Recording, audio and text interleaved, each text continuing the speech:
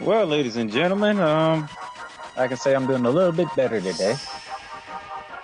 You know, getting talk some NFL today at the Playmakers Live podcast. You know, me, you can hear my voice down there, the Playmaker Silent. And to the right of me is Dallas. Man, how you doing, my brother? Doing good. Feeling a lot better after last week. So, Dallas gonna be a little bit more discussion going on today.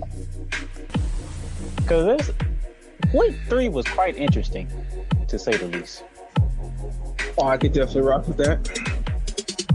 So, let's go ahead and let's get right into it. Go ahead, take it away, because your team started off the week. Yeah, our team started off the week, got a big win, and found out a lot.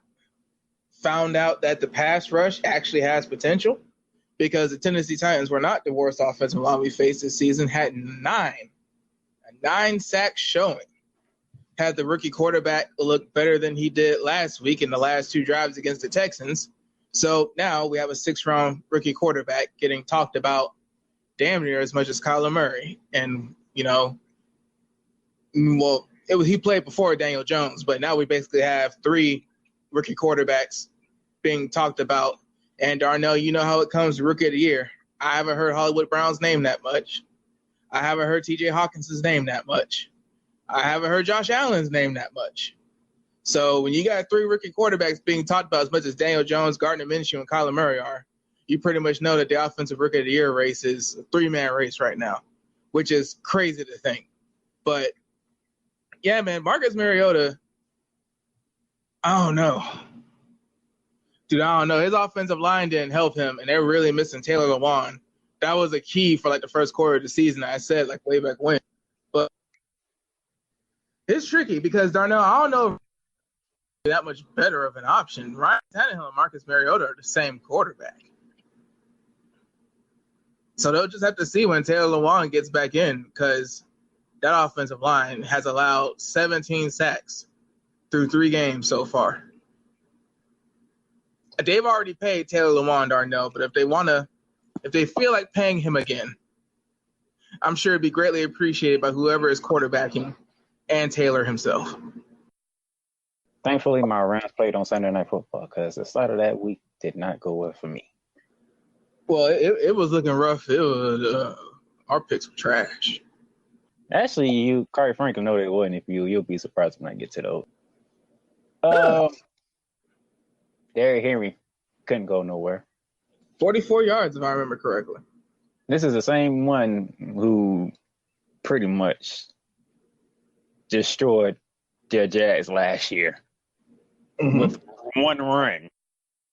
Mm-hmm. But that was clearly last year.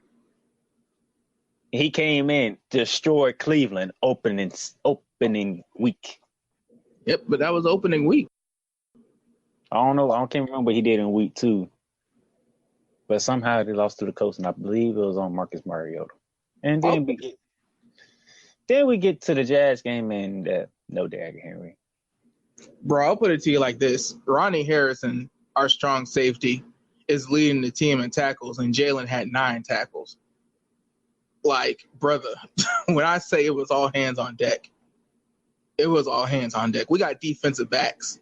Quincy Williams had his 2nd most in tackles as a 3rd-round linebacker. Old boy tackled Derrick Henry while getting blocked by Derrick Henry's jersey. So you did bring up Jalen Ramsey. I don't know what to make what's going on here. Now, obviously, report says he really is sick, but he still wants out of Jacksonville. Yeah, he did. He went to the facility yesterday. He actually is sick. Doug Marrone, the head coach, said, if you're sick, you're sick. What can you do? He said that at the press conference yesterday. So even though it's very coincidental, even though it was funny to make speculations and jokes early in the morning, Jalen actually is sick. Ryan Clark said on ESPN, Doug Marrone said it. He saw the team doc yesterday. He is sick. But you're also right about the other thing, Darnell. He does still want out. So far, the effort to mend relationships is not working. And there's a reason for that. Yeah. And it's not the head coach. Yeah, this is definitely not the owner. And it's not the owner. So it only leaves one other person. Yeah. And trust me, this is the same man who was winning 2 Super Bowls in another franchise, and his players still hated him. Tom Same. Coughlin. Yeah. You know, Tom Coughlin. Tom Coughlin's been back since 2017, Darnell, and the only thing he's really shown is that he's willing to overpay quarterbacks. This mindset Tom Coughlin has doesn't work in today's NFL as of right now. No, it doesn't. I mean, Tom Coughlin, I love Miles Jack. I'm glad Miles Jack is locked down. I'm surprised Miles Jack is locked down. And when you look at his deal, Miles Jack is the 3rd highest paid inside linebacker in the market. He's playing out of position. But you have like a top 10 pass rusher and the best corner in football to pay first. That's like Jerry Jones paying everybody but Dak. Literally everybody but Dak. Like, it's rough. And that's the main reason behind it. Like, the main reason behind everything is, A, how Tom Coughlin keeps coming at Jalen, because Jalen said there was a conversation with a certain person we can all infer. And after that conversation, after the Houston game, that's when he asked for the trade. So they keep coming at each other sideways. And then Jalen, who's the best corner in football, sees one of the best pass rushers in football not getting paid, but Miles, who, out of everybody on that defense, Miles is like maybe the 4th person who should be paid, because you can make a definite argument about Calais getting like a 2-year-old man deal. And Jalen is just like, what the hell, man? You screwed up the cap to pay Blake, cut Blake, effed up the cap even more, overpaid Nick. He got hurt the first week of the season. It's possible for players to be tired of how the front office is ran. When you look at the NBA didn't just happen because players magically banded together. Man, players started caring about the front office. It used to be players play, coaches coach, executives executive. Now the players care about what the executives do, and they care about how their coaches are coaching them. That's why the players in the NBA are getting so much power, because they're so ingrained now. The NFL players are still catching up in that regard. Shaq Khan wants to pay Jalen Ramsey. Mm-hmm. We'll see. They are at Denver this week. Good luck to you. Somebody need to get a victory somewhere. Like a real, because Denver, I don't know what's going on with Denver. No sacks, no interceptions. That's what's going on in Denver. Darnell, I'm be real with you. John Elway, God bless his soul. I don't know what he was really thinking. He drafted Drew Lock in the 2nd. Maybe he drafted Drew Lock in the 2nd because he had just signed Joe Flacco. But John Elway, we all know the reason why the Broncos are in this rut. You can't rely on Von Miller and Bradley Chubb, even though they should be producing way more. You can't rely on 2 edge rushers who the league has been preparing for the entire offseason to carry the team.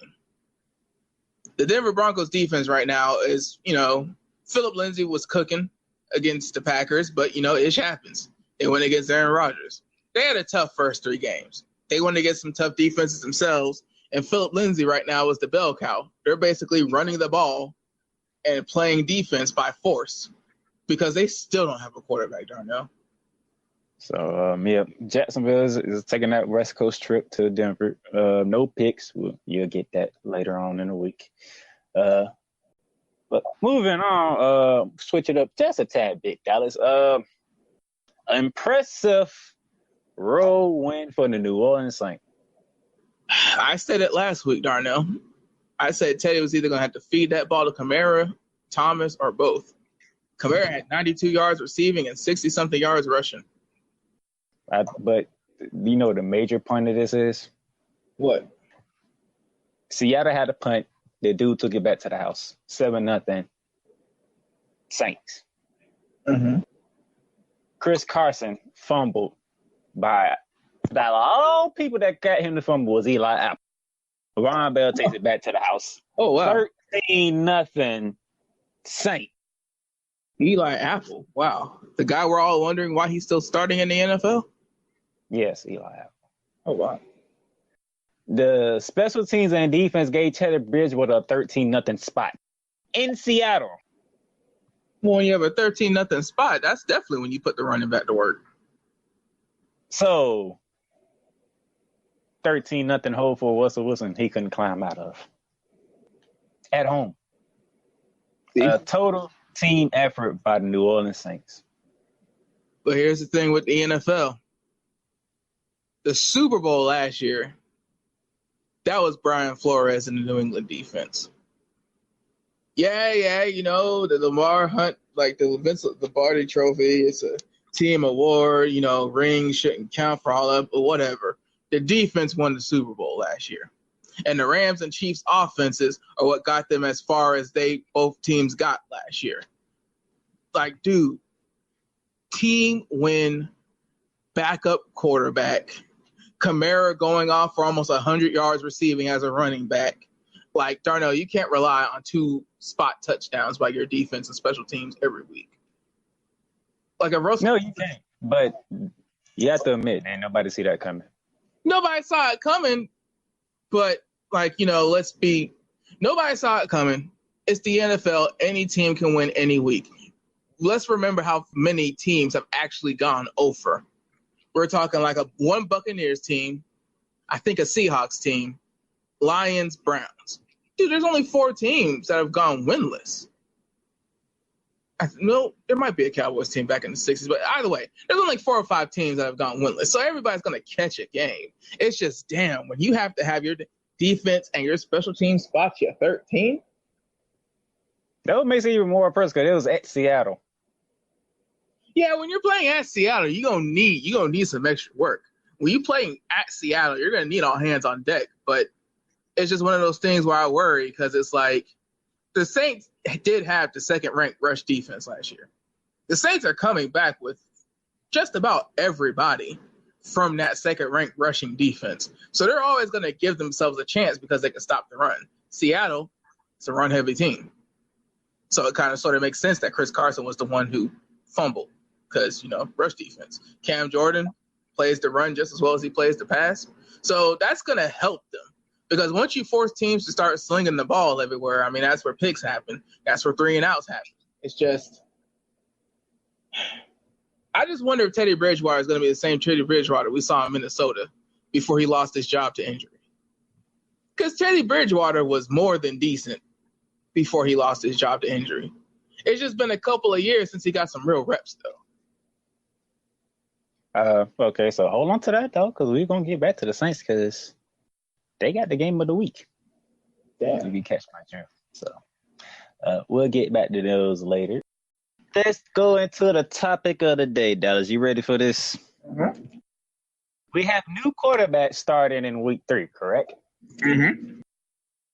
So we had Daniel Jones starting for the New York Giants in place of Eli Manning. It was at Tampa. We had Mason Rudolph starting in place of Ben Roethlisberger, who was out for the rest of the season at San Francisco. And you had Kyle Allen replacing Cam Newton. And they took a trip to Arizona. Three new starting quarterbacks, all of them on the road.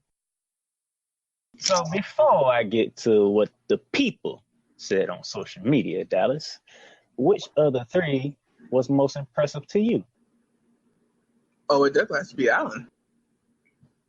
Oh boy, I have people legitimately asking if they're ready to trade Cam yet. Now, granted, they are heavily jumping the gun on that. Because even like losing 20 pounds due to a vegan diet, if Cam Newton was healthy, Cam Newton's carrying a team to the playoffs. Short passing game, play action game, and all. But that boy looked good. That boy made it look like it's system over player. I don't really think. I mean, Daniel Jones, he played a ridiculous game. He did. And Saquon Barkley got hurt. But we all kind of knew it was just a matter of time for him. We all kind of knew that organization held on to Eli Manning too long. But Kyle Allen, the shit that he pulled, the way that he got the Carolina fan base talking, that's impactful. Because it literally came out of nowhere. They went from hoping that they could just hold the line till Cam is healthy to Cam ain't playing against Houston this week. Yep, Kyle Allen will be starting against Houston. What about you? I mean, look, Kyle Allen, 19th for 26, 261, and 4 touchdown passes. Yeah, and still, it is the Arizona Cardinals we're talking about here. Still without the best corner, Patrick Peterson, who is suspended for like the first 4 games. Daniel Jones, 23 for 37, 383 touchdown passes.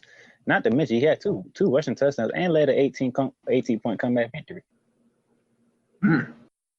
Mason Rudolph, looking for his stats right now. First half, they was trying to run the ball mostly. I can tell them how much. They was trying to use James Conner because I think they were trying to be safe. But second half, he did go off. So he finished with 14 of 27, 174, 2 touchdowns, and 1 interception. But man, Daniel Jones, your first start, you're down 8 on the road already. Despite the fact you shouldn't even have been in that position to begin with. What happened to the Tampa Bay defense? Todd Bowles does have it looking legit. They ain't look legit at that final minutes of that second half. Oh, no. But hey. They might not look legit. But maybe that's because New York found a future franchise quarterback. Maybe they actually got it right this draft. Good quarterbacks can make a lot of defenses look stupid. So, I'll give a nod to Daniel Jones on this one. But Kyle Allen did look good. I will say this, I don't think a lot of people are respecting Mason Rudolph and what he did. I think they're looking at him losing to San Fran. But if you watch that game, when they allow him to let the ball rip, he let it rip. Can we talk about the reason why I think I picked San Fran, the reason why I've been picking San Fran, brother, that D-line has come together. Buckner, Bosa, another dude they drafted, I think Armstead, and then Solomon or something like dude. But the defensive lineman that they have invested in over the years with high round draft picks, that thing is starting to come together. We'll get more into the Pittsburgh Steelers in that division a little bit later. But the polls here, Twitter and Facebook Dallas, 8 votes on Twitter. 5 of them went to Daniel Jones. The other 3 went to Kyle Allen for a 63-38 split. On Facebook, 90 votes. 67 went to Daniel Jones, 21 went to Kyle Allen, and 2 went to Mason Rudolph. So that's your 74.4, 23.3, and 2.2%. So the people are on the Daniel Jones bandwagon as of right now. Well, and I did say we were going to talk about the Pittsburgh Steelers, right? Yeah. Me and Dallas picked the Pittsburgh Steelers to win the AFC North. Oof. America was on the Cleveland Browns bandwagon to win the AFC North. Nobody mentioned Cincinnati. And a lot of people did not mention this team was actually leading the conference. I mean, leading that division at 2-1 after losing to Kansas City. The Baltimore Ravens. It's weird because we were all worried about how Lamar Jackson would develop as a passer. And a lot of people are saying that he played a bad game against the Chiefs, but could have swore I saw 267 yards passing. Now, didn't see a lot of touchdowns. That's how Mark Ingram definitely earned his paycheck, but that's the Kansas City Chiefs offense we're talking about. If you tell me that the Baltimore Ravens get 267 from Lamar Jackson through the air and 3 touchdowns from Mark Ingram, I'm thinking they blew some poor fool out. He did break some ankles, though, on his touchdown run. Lamar Jackson, that boy. It's weird because, just because Lamar Jackson lit it up through the air the first couple, weeks of the season doesn't mean that the Baltimore Ravens are about to magically go from their Super Bowl formula. Remember the years when the Baltimore Ravens went to the Super Bowl. Their defense is on par with the 2013 defense. Nobody's ever going to get to the 2000 defense level, but their defense is on par with the 2013 defense. Mark Ingram is looking like a hoss. He's looking like a bell cow. And now you have somebody who's respectable through the air and can move and make plays with his legs. They just needed Lamar Jackson to get better as a passer. They didn't need him to become Patrick Mahomes. Hell, they didn't need him to become Tom Brady, thinking and like they just needed him to be better as a passer, to where they can't put 9 in the box all the time. He's done that. But goddamn, that shit, Kansas City Chiefs off. It don't even matter who's at receiver for this dude, Patrick Mahomes. It don't even matter. It doesn't. This man is already. I feel like it's absurd to say, but it's really not. This man is already at Aaron Rodgers' level. He's not playing with a defense. You could say he has a running game, but when everybody's scared of you blasting it deep for 60 yards, I'm pretty sure you're going to have some running lanes to work with. I mean, he's helping out the run game by pushing people back. He's compensating for his defense by just scoring more points than everybody else. Patrick Mahomes right now is the Kansas City Chiefs. They are the Golden State Warriors of the second quarter. Oh. You get bombarded in the second quarter by Kansas City. It is ridiculous. They did it to Oakland. They scored 28 in the second quarter. They did it to the Ravens. They scored 23 in the second quarter. I'm like, the second quarter, they just murder you. That's the thing. Like, it's a blitzkrieg. It's like you're sitting there on the shores doing whatever you got to do. Then you just see the planes coming. Like, they opened up hot against us. Sammy Watkins started hot. I think he had 2 touchdowns in like the first quarter when they played us. They start so early, and they just put defensive coordinators in a tizzy because they're like, holy crap. Like, we knew we were going to have to plan, but the plan didn't work. You don't want to play man because the receivers are fast, and Mahomes is just going to throw them open. You don't want to play zone because those are free shots. Mahomes is just as accurate as he is powerful when it comes to his throwing accuracy. So, I mean, it's unfair. It is unfair. This is how Aaron Rodgers was when he first came to prominence. The thing is, though, Darnell, and I worry because it's like we're talking about the quarterbacks, right? But here's the thing. We have to remember why Patrick Mahomes was not in a Super Bowl last year. We have to remember why Jared Goff looked horrible in the Super Bowl last year. As much as we like Lamar Jackson and Daniel Jones and Patrick Mahomes and even Gardner and Kyler Murray's like stats the first couple of weeks. As much as we like quarterbacks who can throw it up and have pizzazz or whatever, you're not going to you're not playing for the championship if you don't have a defense.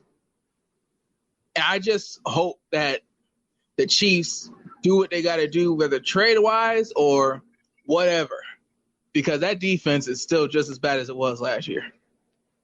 Little recap here. So, you expect Ramsey to get traded, or are they going to work it out? I'm still expecting him to get traded. It's just a matter of how late they're going to wait. Because, like I just said, if Kansas City is winning games by less than 7 and they're scoring like over 30 points, they know that's not going to last in the playoffs. I'm thinking a contender is going to get desperate and pay the price that's being requested by the trade deadline. I would be surprised if he's not gone by the trade deadline. If I remember correctly, the Saints are leading the NFC South because Atlanta couldn't beat the Colts. Tampa Bay got beat by the Giants, as we spoke earlier. Carolina finally got that first win. Mm-hmm. So maybe you might be right, Dallas. Maybe they can stay afloat. It's weird because the NFC South is usually super competitive, but this year it's competitive for all the wrong reasons. And then, the AFC North, Baltimore's leading, followed by the Browns, and the Bengals and the Steelers have the same record. Ew. So, Daniel Jones, he has the Redskins on the road next. Or, yes. No, he's at home. He has his first home opener against the Redskins. That would be interesting to watch after what happened to the Redskins on Monday Night Football. Mason Rudolph, he's at home against those Bengals that we talked about. Pick coming very later on. And Kyle Allen, as we spoke earlier, he's on the road, and he's got to take on Deshaun Watson. and the Houston Texans. Oof. And speaking of which, they are what, like half a game behind the Colts, or they are tied with. They are tied. They are tied with the Colts. Yeah, They haven't played. And they both have division wins. With Jacksonville and the Titans are tied too. Now we have the tiebreaker. Yeah, I have tiebreaker. But, just looking at the record right now. But I'm telling you though that you gotta look at more than the record. That's why we're above them. Yeah, I know.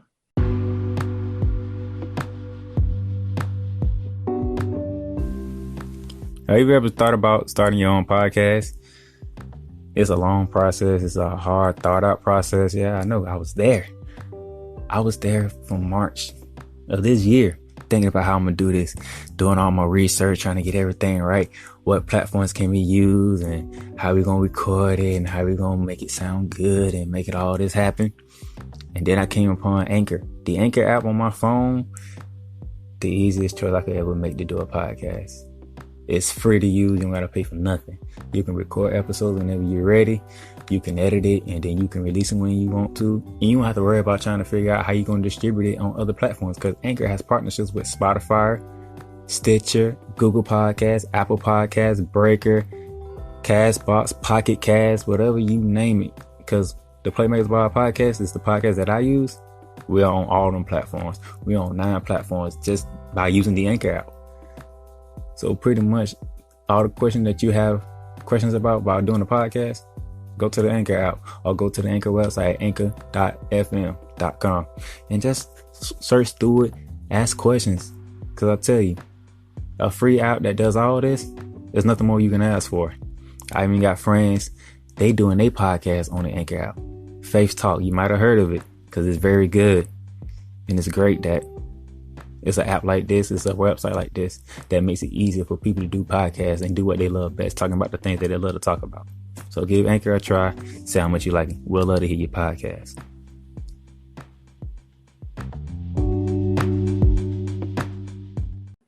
Let's go ahead and get to some picks as we are at the 28, almost 27 and a half, 28 minute mark. Thursday night, the Philadelphia Eagles. Boy, if I can say what I really want to say about the Eagles. Shout out to the Eagles having yet another damn primetime game. If I can say what I want to say about the Eagles right now. They are on the road to take on that bad man Aaron Rodgers and the Green Bay Packers. Is what you want to say about the Eagles really about the Eagles or is it about Carson Wentz? No, it's about the Eagles. Mainly their receiving core. Oh, that didn't help out Carson Wentz at all? Don't get me started. Even the announcers of that game was disgusted.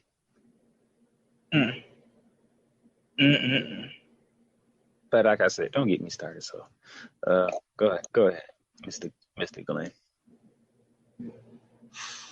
I can't even troll because our guy got hurt the first quarter of the season. With that being said, I mean, Jesus. Tell these people. The first week of the season, the comeback against the damn Washington Redskins. The Falcons, Carson don't look good. He threw a pick to somebody that was sitting down. This week against the Lions, I mean, you look at the box, 259 for 2 touchdowns, but that completion percentage. Now the receivers want to drop passes. Now nobody wants to rally around Carson, and Carson's trying to basically drive this offense. Doug Peterson's offense is a very pass-heavy offense. It's always been a very pass-heavy offense. But now we're to a situation where it's like, okay, the receiving core, which, everybody wanted to say the receiving core was overrated and whatever, but Alshon Jeffrey is by far their best receiver. Alshon Jeffrey has never been one of the most dominant top-listed receivers. Deshaun Jackson, even though he doesn't look like he's aged today, has been in the league for quite some time now. And, because he's been in the league for quite some time, at like 5'10", 180, he's starting to get nicked up. So you don't have as much depth as you thought in the receiving core. The drops were contagious. And Carson Wentz himself, it's a rough situation right now because you couldn't pay Nick Foles the money that was going to be required for him to be a backup. But now you're in a situation where it's like you don't even have that safety valve anymore. Assuming Nick Foles stays been playing, and he would have a way better offensive line. I mean, you're talking about having a future bookend, Jason Peters, Lane Johnson, Jason Kelsey. Like, the offensive line for the Philadelphia Eagles is nuts and insane. So, I mean, darn it, I don't know what to tell Eagles fans, man. Like, they had a choice during the offseason. The franchise made their choice. Now they're lying in the bed that they made. And now they're going to a Packers defense that is only allowing 11 points per game. When did we ever think that the Packers defense would be that elite? Even if it is the first quarter of the season. If I can have Coach T on here right now. Do you know how disgusted I am to have watched the Eagles lose to the Detroit Lions? The undefeated Detroit Lions. These are the same Detroit Lions that let Kyler Murray come back and tie the goddamn game on opening week. But they ain't lose it. How in the world they undefeated is beyond me right now. What more can Carson Wentz do? He's putting the ball where he need to put it at. I mean, I wish I could tell you because the brother's putting in some work. Now you got to go on the road to take on the undefeated Green Bay Packers, even though their offense ain't looking that spectacular with the Batman Aaron Rodgers. But, you know, when you're fifth in passing defense and second in scoring defense, that'll help. Like Matt Kellerman say, short week, Thursday night, road defense are terrible. I'm taking Green Bay.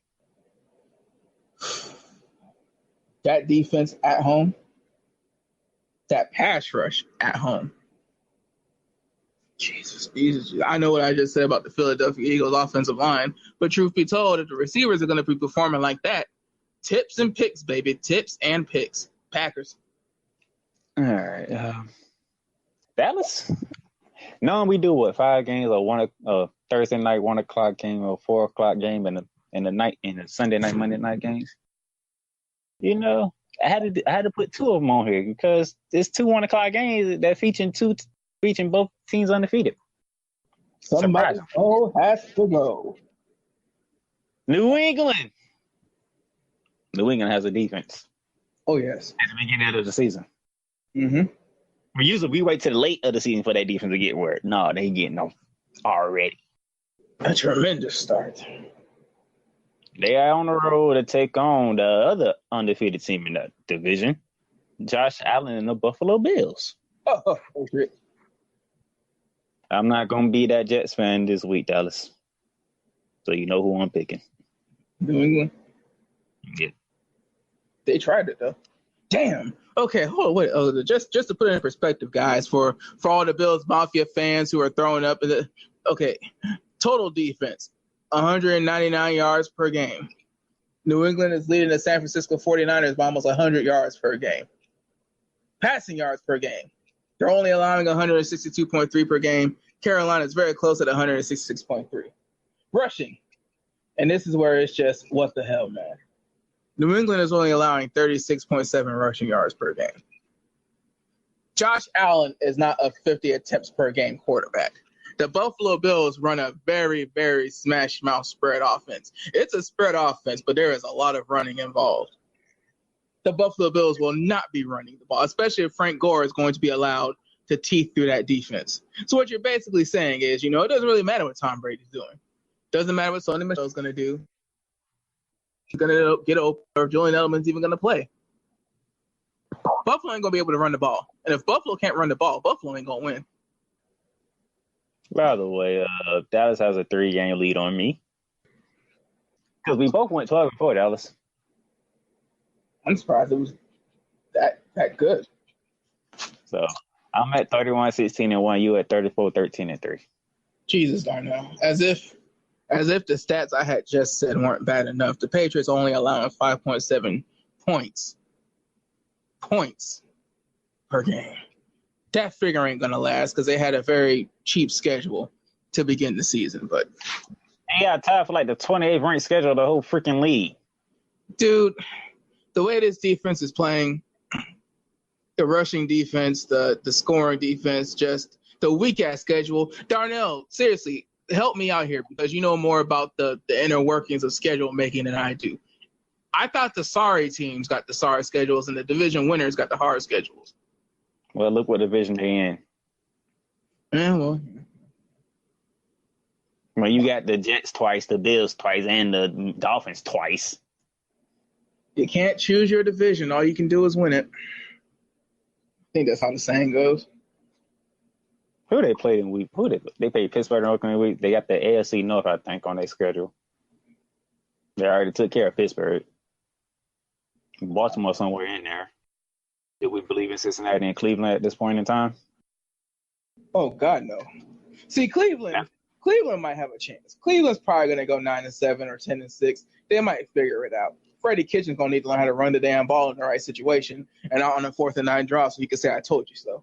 But Cincinnati's just Cincinnati. What can you do? And they do got the NFC East, so we're looking at the Giants and the Redskins. Oh God. And I don't think they get to Philly or Dallas till like a little later on in the season, about midway to late in the season. Usually, just real quick, I know, real quick sidetrack. When we talk about the historic defenses, when we talk about the legendary defenses, there's usually a trait with them. For the 2000 Baltimore Ravens, it was the rush defense and the scoring defense. For the 2002 Buccaneers, it was the fact that they were able to score on defense. For the 2017 Jacksonville Jaguars, it was the sack totals.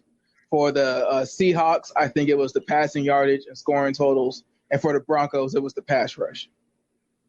With this easy-ass schedule, there's a possibility that the New England Patriots could sweep defensive categories. I don't know if there's ever been a defense in history that swept the defensive categories.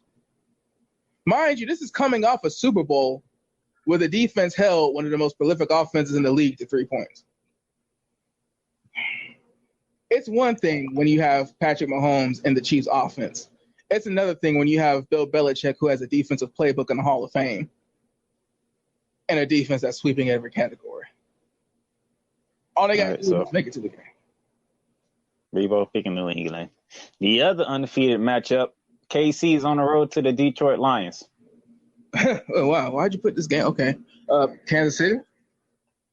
Detroit will finally get that loss. That O is going. So we are saying both home teams that are undefeated are going down. Oh, yeah. I mean, I understand why you put the games on the podcast, but why did you put the games on the podcast? I mean, I had to. They undefeated, so gotta respect the undefeated.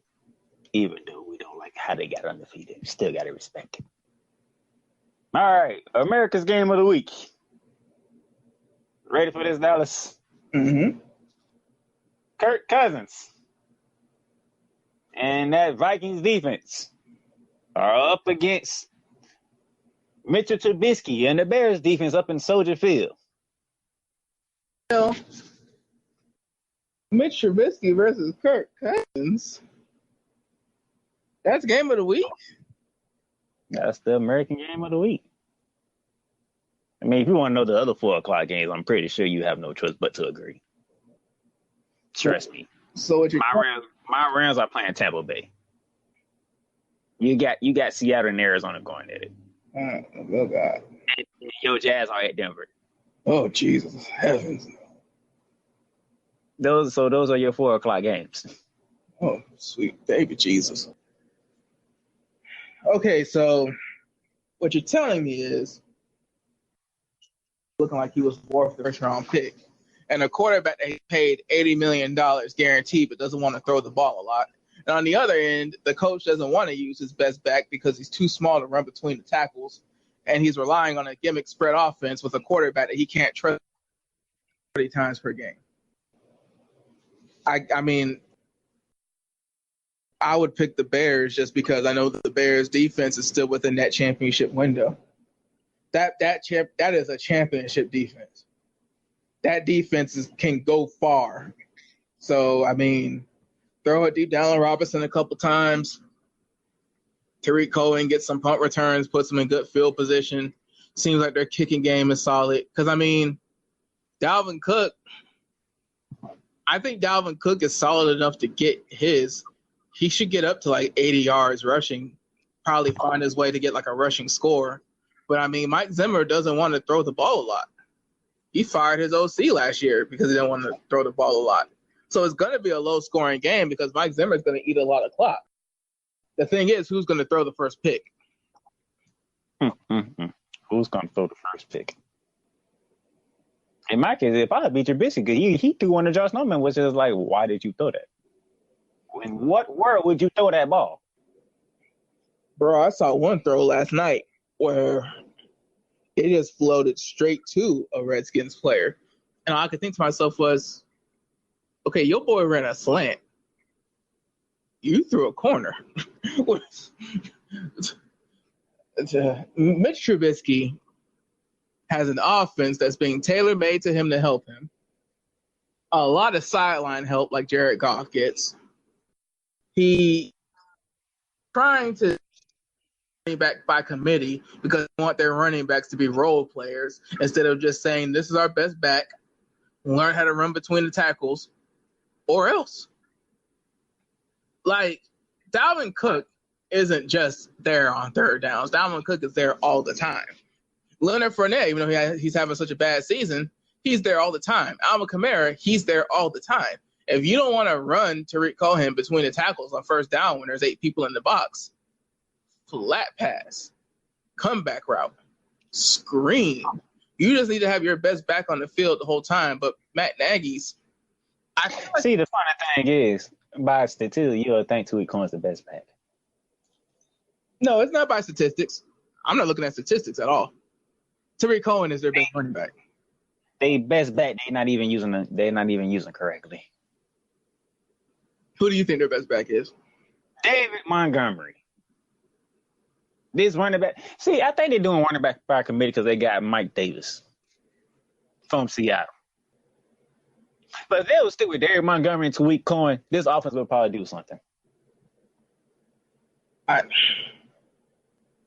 Bro, because you can tell Matt Nagy is like it's like he's trying to show that I'm trusting David Montgomery, but you're not. Dude, if you're gonna trust David Montgomery, trust David Montgomery. Bro, like I'm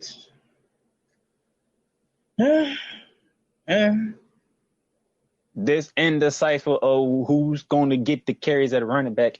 Yeah, not the New England Patriots. Only the New England Patriots can pull this crap off. Tariq Cohen is a receiving back. We understand. I'm not saying that Tariq Cohen should be forced to be like how they forced Reggie Bush to be 1,000-yard back. He's not 1,000. What I'm saying is there are tosses. There are stretches. There are zone plays. You don't have to be a man power blocking team. You can have for Tariq Cohen. He doesn't have to have a lot of carries, but he does need to have a lot of touches. And the way that they're running that offense and the way that they want to use Mitch Trubisky at a shotgun the whole time, you need a running back that can run routes and catch passes like Tariq Cohen and be a threat in the passing game because that helps the running game. The thing that I don't like, Darnell, is the fact that David Montgomery might be a better pure running back than Tariq Cohen, but they're telling. It's a major tell. Okay, when Tariq's in, they're going to throw the ball. Okay, when David's in, they're going to run between the tackles. You're basically telling the play.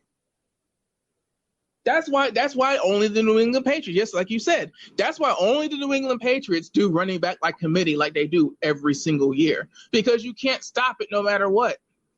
Broncos, Philip Lindsay is the bell cow. Jaguars, Leonard Fournette is the bell cow. Vikings, Dalvin Cook is the bell cow. You look at teams in the NFL, Chris Carson earned that job. They're not doing running back committee all the time like they do anymore last year. Chris Carson was like 4th in the league in rushing yards. Running back. And you use that running back skills, how you can use that running back skills. It's the defense's game I got to choose. You probably would say Bears got the better defense. But Mr. Trubisky's throwing the ball. Exactly, because the Vikings defense ain't no slouch either. They just don't get the recognition that they deserve because there's an $80 million quarterback that they got. Screwing the damn pooch. Both teams 2-1. And both of them lost to Green Bay. As a matter of fact. Trying to tell you. I'm going to pick Minnesota. Sunday Night Football. So, you telling me the game of the week features America's team? By the way, that's undefeated. They're on the road. Oh, dear. To take on that Teddy Bridgewater that you talked about earlier, Dallas. Oh, my. And the Saints down in the Big Easy at the Superdome. Boy, if this was Drew Brees, I'll pick New Orleans with no hesitation. No hesitation. Darn it, it's not Drew Brees. Oh, it is not. It is not, player. But all of a sudden, the defense and special teams came alive against Seattle on the road for whatever reason. Can't rely on that the whole season, though. But now they at home now. Dak Prescott. It's going to get paid. Because he's a baller, even though he didn't look good in the first half against Miami out of all teams. Zeke Elliott ran for 100 yards. Tony Pollard ran for 100 yards on on Miami. When the last time two running backs for Dallas went for 100 yards rushing in the same game. The last time they played this year's Miami Dolphins. The defense is still the defense. So, but you still in New Orleans, though. And it's a primetime game. I don't know which way to lean to. I mean, at the end of the day, Darnell, who do you trust to churn clock, Zeke or Kamara? You would say Zeke, but you can't underestimate Alvin Kamara. I can when it comes to, like, being a pure running back and eating clock. Because here's the thing. Alvin Kamara it's between Zeke and Kamara right now for best running back. Dalvin Cook is having a great season, but anybody who picks Dalvin Cook, that's recency bias. Saquon Barkley, recency bias. Like Kamara. Or Saquon Barkley gone for 6 to 8 weeks or 4 to 8 weeks. Yeah, but, his rookie season was, like, phenomenal. Recency bias. And he's doing the same thing again. Yeah, but again, like Kamara and Zeke have an extra year on Saquon, and they've been doing it and doing it and doing it and doing it and doing it without injury, without fail. You know what they're going to do, and they still do it. So Zeke is your pure smash mouth running back. He's going to go between the tackles, pop it for 8, get a first down, eat clock. Kamara, the problem is he's going to have to run routes against that Dallas defense. The front seven might be able to corral him as a pure rusher. His game is more diverse. His game is more all-purpose. Zeke, like, bro, it doesn't matter. The offensive line's going to go forward. Zeke is going to follow them. So it's really, even though Dak Prescott is wildly better right now than Teddy Bridgewater, this game is really a game where you look at the running backs. Both defenses are decent. Dallas is more than decent, but, Dak Prescott clearly has the quarterback edge. Dak Prescott's been lighting up every game this season. Their schedule was kind of cheap too. But I look at Zeke. I feel like they've conserved Zeke's carries so far for this particular game. This is the game that Jerry Jones paid up for. You're going Dallas. Yep. The way my picks are going, whoever I pick, I got to put they're going to lose this game. I picked Pittsburgh and New England on Sunday night. I picked Philly over Atlanta on Sunday night. I finally got the side because my Rams beat the Browns. But Dak Prescott is playing at a whole different level. I'm going to take Dak Prescott. That man, Dak Prescott, is playing like he's the only one in his team that didn't get paid. The Dallas Cowboys want to beat Darnell. They ended up paying Zeke. They paid their right tackle, and they paid their middle linebacker. And when the offseason started, their defensive end. They're playing defense, and they're running the ball. That's only going to benefit Dak, but not if he wants $36 million. There's always one game that's just like, why is this game is at this time slot? Well, that would be Monday night for it, because I did say we was gonna pick a game, right? And we haven't picked it yet. Somebody got to get their first win of the season. Let's go. Down in Pittsburgh, as the Bengals travel to Pittsburgh to take on the Steelers. Andy Dalton versus Mason Rudolph. Mike Brown. Mike Brown said that, this is actually a prove-it year for Andy Dalton. Mike Brown said that Andy Dalton needs to reestablish himself and that he does understand that injuries took the team out last year. With that being said, Darnell, new young head coach, 0-3 start, AJ Green not being healthy, leaning heavily on two players that are basically carrying the offense. It's not looking too well for Andy Dalton's pockets right now. But he is the veteran in this situation. But that Steelers defense has not been able to rally and carry that team like the Steelers teams of old. But I sure do like Joe Mixon and John Ross better than I'm liking Connor and Juju right now. Juju is wildly better than John Ross. I'd pick Juju over John Ross in fantasy leagues, Madden, and real leagues. But it's looking rough when that coverage rolls over to you, Darnell. It's looking rough when that box stacks against you, Darnell. It's looking rough when that rookie's throwing ducks, making the wrong play instead of a veteran quarterback who threw for 5,100 last year, Darnell. Things get tricky when you're 0-3. People start talking. Things start going different. Plays y'all used to making y'all sleep now become even more difficult.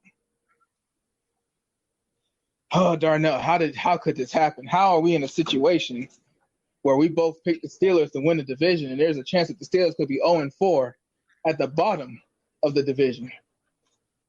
How did we get to this point, Darnell? Well, when you get beat 33-3 on opening night by the Super Bowl champs, that pretty much starts it.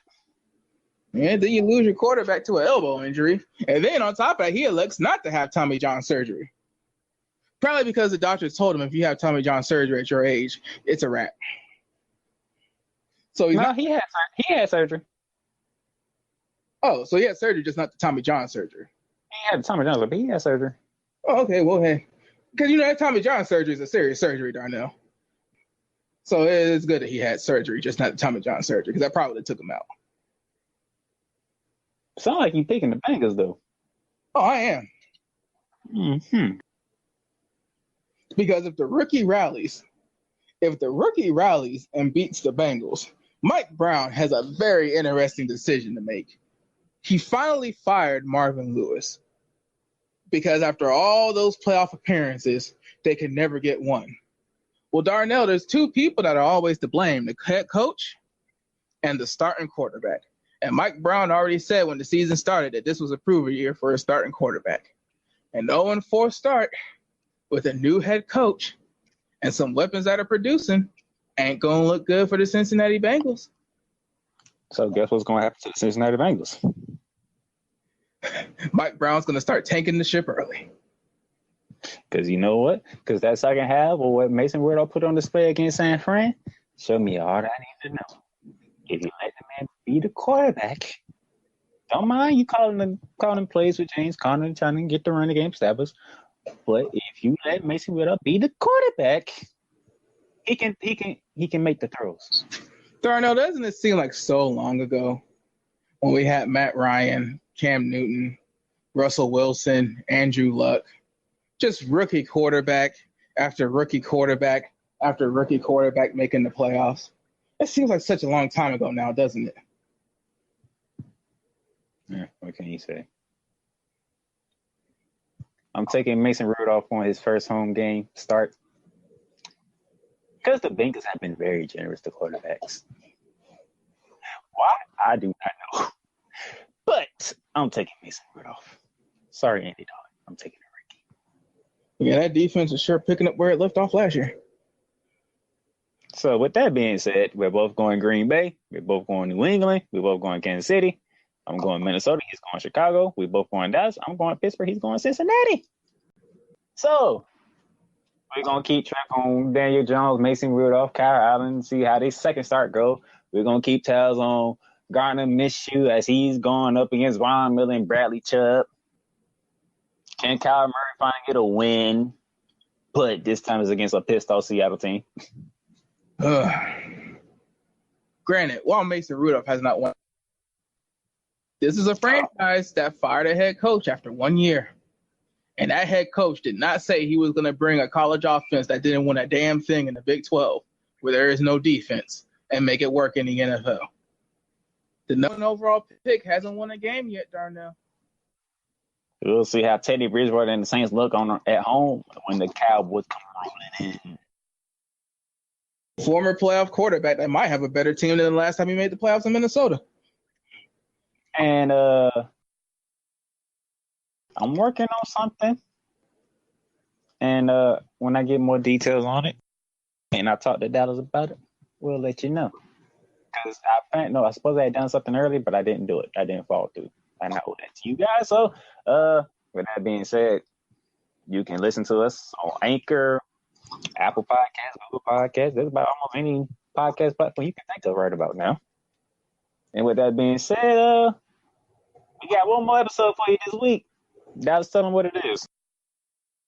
Well, folks, last week NXT debuted on USA.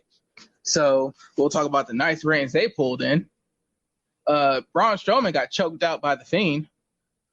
I felt like we saw it coming, but yet we definitely did not see that coming.